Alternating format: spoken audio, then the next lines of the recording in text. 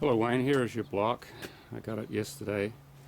One thing is that I didn't know until it arrived, but this has got 400 main bearings in it, and I've already ordered the crankshaft which has the 350 mains in it. So either I'll need to return that and waste some money on the freight going back and forward and get a crankshaft with 400 mains in it, or if you prefer, I can put spacer bearings in it. My thinking is that the spacer bearings will provide you less friction on the journals, but the crankshaft wouldn't be as strong.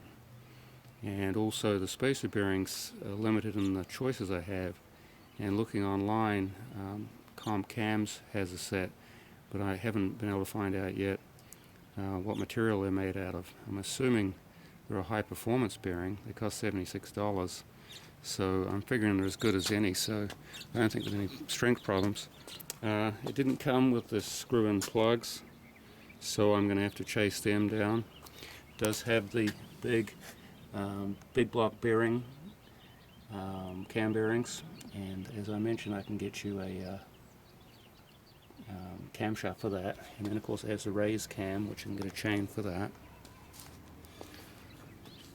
I haven't measured it yet, but I'm assuming that's the bores are right at 4.125.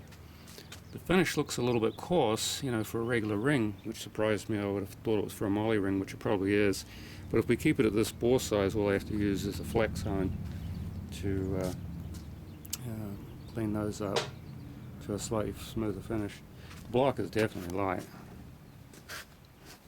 I think it was 95 pounds is what I read.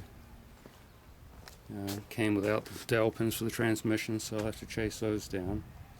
And just out of curiosity, I show you the cylinder heads that I bought with it, which I plan to put on eBay. They've obviously been playing around with the heads a little bit. They've got the small springs on them, titanium retainers, and those might even be titanium locks in there.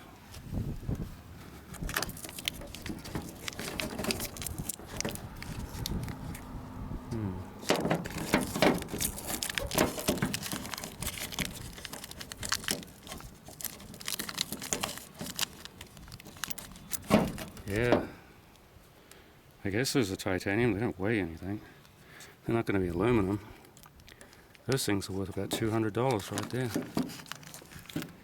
And you can see it's got the big ports on it. Same bolt pattern as yours, a spread port. Looks like they give you two bolt patterns on there. That's interesting. And then the being 18-degree heads, you can see how they've raised the height for the ports, and they've obviously been taking, let's see with the light, they've been taking measurements here and there with it. Looks like the spring height is 1.25. I'll measure that myself.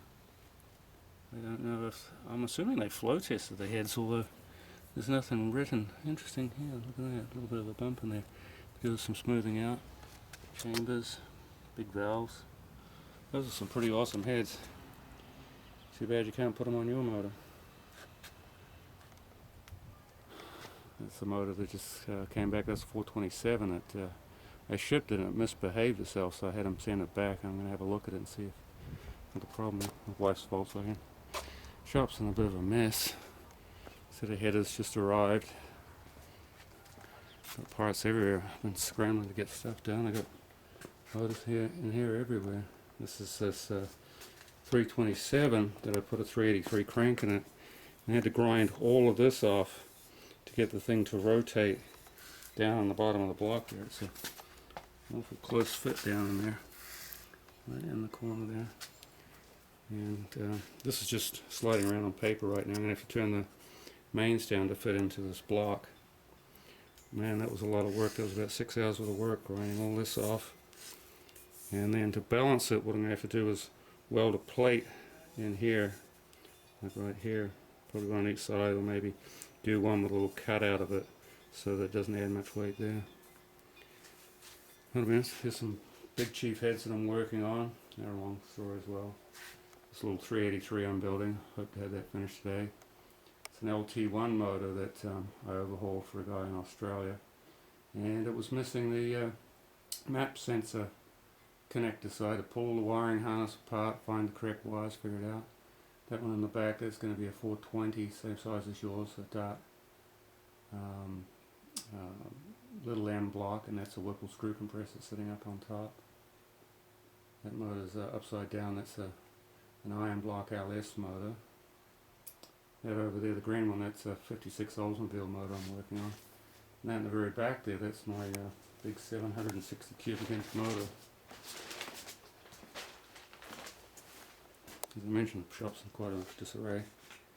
And you can see the torque plates on there. Right now I'm working on getting the studs for it, and I'm going to make the manifold. That's the crankshaft for it, big monster. And these are the intake runners I'm making for it. Push a piece of square tubing through there to make them big enough to match the heads. You can see here just how big the ports are on this bad boy. Huge. Those are some serious heads right there. Okay, I'll talk to you later.